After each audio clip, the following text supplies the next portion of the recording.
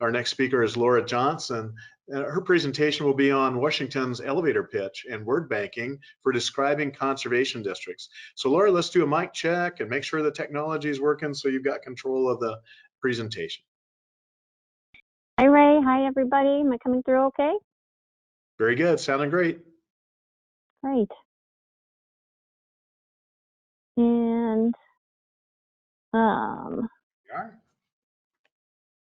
okay, yep. Looks like I've got control. Great. All right. Well, thank you, Ray, and thanks NASCA for hosting this session. I'm kind of wishing I could kick off my talk by playing a scene from Office Space, one of my favorite movies. There's a bit when there's two business consultants that are brought in to help a company downsize, and they're conducting interviews with employees to decide who should be laid off. And during one interview that's not going particularly well, the consultants ask an employee, "What would you say you do here?" And the employee who's been struggling to explain his role ends up yelling, "I have people skills. I'm good at dealing with people. Can't you understand that? What the hell is wrong with you people?"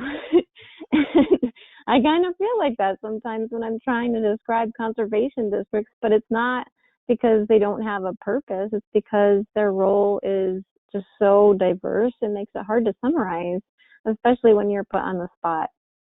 And today I'm going to share the elevator pitch and word bank resource that we developed with conservation districts in Washington so we don't end up yelling at anyone. And I'll quickly go over the purpose of having an elevator pitch in our line of work, and then the process that we use to develop ours, and then introduce the final product.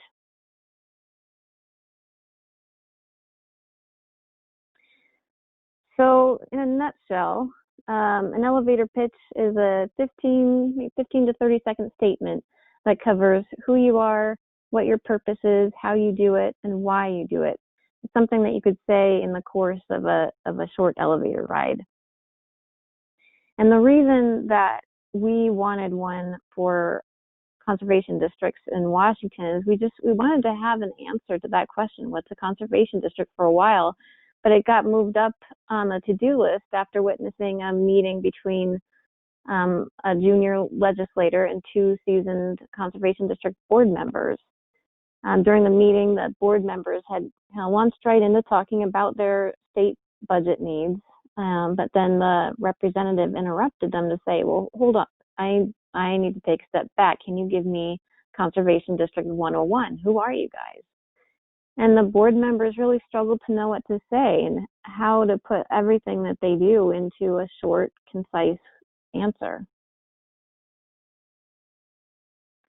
So the purpose of having an elevator pitch for us was, and the word bank was, it could be a lifesaver in situations like this and many others.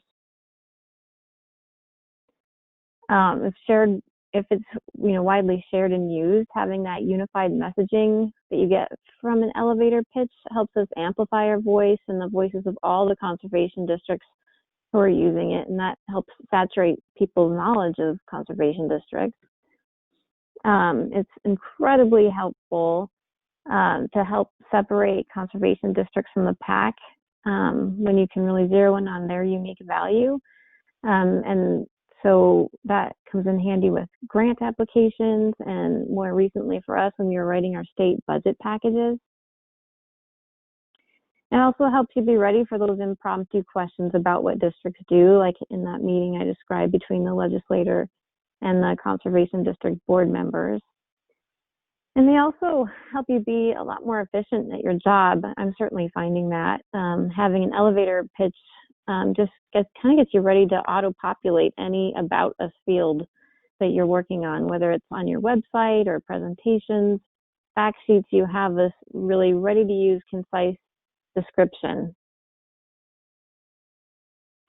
So I'll move now into the process that we use. And for us, that process of how to develop a pitch and who was involved was really the most important part. In developing that pitch, it presented a huge challenge because by nature, each conservation district is so different. And each of Washington's 45 districts serves a variety of different people. But we also knew that to have all 45 conservation districts involved in crafting an elevator pitch would just kind of have been a nightmare for everyone involved. So we decided to go with a kind of cross-section approach. So we developed the elevator pitch over the course of an in-person workshop and a few web meetings with a representative and manageable group of conservation district participants. They were directly invited, and we made sure that the group as a whole had equal representation from each geographic region, from urban and rural areas, and that the type of covered a variety of cooperators that they were serving. And the table that I have on the screen right now is just to show how we tried to track this to make sure every participant that was involved in the process covered all those bases. So we had the state broken down into 6 different regions that have a middle column that says URB, that was for urban, rural, and both, to track what type of communities were in their conservation district.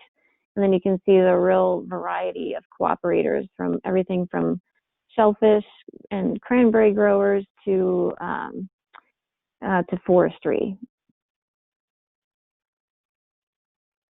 So here we are at our initial workshop with those participants, and this picture cracks me up because it looks like we're proudly standing around a blank flip chart, but there's actually a lot of language on that. Just gets washed out in the photo. But this was a day-long discussion where we tried to decide, no matter where a district is located or who they serve, what makes conservation districts as a whole a unique service provider unlike any other in our state. And this gentleman here, Marshall Stowe, facilitated this initial workshop, and he was such a key piece of our process because he is a conservation district board member. He spent his career in a marketing firm, and he really was looking for ways to contribute and give back, and was really excited to volunteer extra time to work with, we worked together on this, and it was great for me to have his partnership. It was also great because it wasn't just then being driven by our agency, it was being driven from within the conservation district world, making it a true partnership, and I think getting more buy-in from the conservation districts involved. So after that initial workshop, we had some fun with highlighters. Over the course of a couple web meetings, individuals were writing their own elevator pitch based off of the language from our initial workshop. And then the group highlighted what they all kind of agreed were effective phrases and words in green. They flagged potential trigger words in yellow, and then words and phrases to avoid in red. So those are things that maybe they had tried before and people didn't react well to them. And that really helped us kind of use our collective experience to come up with what was going to be the most generally inclusive language to use in our elevator pitch. And that's also what really helped us fill in the word bank. And that really takes us to our final product. And we decided to aim for as much consistency as possible in our elevator pitch, but we also wanted to allow the flexibility for people to be able to tailor it to their specific audience, and really recognizing that conservation districts are going to be talking to a real variety of people, as will we. And so we set it up kind of like a Mad Lib, where there's a basic structure to it, but people can fill in the blanks to make sure that the language that they're using works for them and for their audience. So I have the whole resource up on the screen here. It's just a one-page piece, and the elevator pitch that we came up with is at the top, and then the word bank is on the bottom. And you'll notice that in the elevator pitch itself, I've got that up here now, there's certain sections that are underlined and have a what, why, who, how, all those pieces that you need to cover in an elevator pitch. And these are underlined because these are the words and phrases that can be mad-libbed. I'll read this out loud and then I'll get into how that works. So our basic elevator pitch is: conservation districts of Washington state partner with private landowners who own over 50% of land in our state to voluntarily take actions that keep our air, water, and soil healthy. They're community-based hubs of natural resource expertise and funding, led and staffed by locals who understand the needs of landscapes and fellow community members that they serve. And so perhaps somebody doesn't like saying that what they do is partner. Maybe they don't like referring to themselves as community-based hubs. We wanted to allow them some flexibility to insert words that felt better for them to say, or they thought would resonate more with their audience. And so that's where this word bank is. So all those, anytime there's a who or what, you can go down and there's a corresponding column in the word bank below that you can go for a list of other types of words or phrases that you could plug into that section of the elevator pitch. Here you can see that a little bit better. And that really helped us move towards the final product quicker as well, because then nobody was getting too hung up on any single word. If there wasn't a word that they loved, they knew that they had the flexibility to plug a different word or phrase in for themselves. And I wanted to make sure that everybody knows, if this is helpful for you or you just want to learn more about the product itself, we have a marketing toolkit on our website. I've got the address up on the screen right now.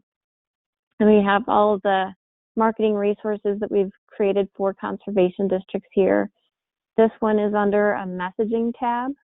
And I've got a little arrow pointing to where you can find that within that library there. But feel free to use it if it's helpful, or if you take a look at it and have some feedback for me on how we can make it better, I'd love to hear that as well. So that's where you can find it. And that's all I got. Thank you. Well, thanks so much, Laura. What an exercise you did, and you brought a lot of people together with a lot of words. Given from experience, I know how hard a job that was. So you pointed to the one individual that really helped you out, but my sense was that whole team really contributed to that discussion. Absolutely. Yeah. I mean, I think making sure that we had a real representative group of district participants from across the state was absolutely key. But then having it co-led by one of their own, a conservation district board member, I think that made it possible for us to do this and have people actually be something that people wanted to use and be part of.